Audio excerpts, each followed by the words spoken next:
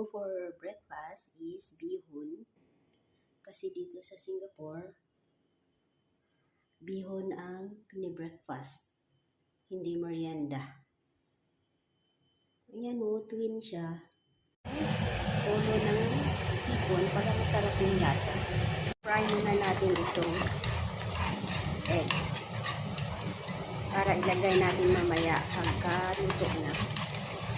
Ito po yung gusto ng boss ko, egg ang nilalagay. Ayan siya guys.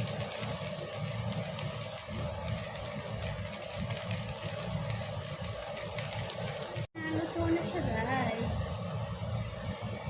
So, diba? Very quick and simple, but it's delicious breakfast for family. Thanks for watching guys. Ready to serve.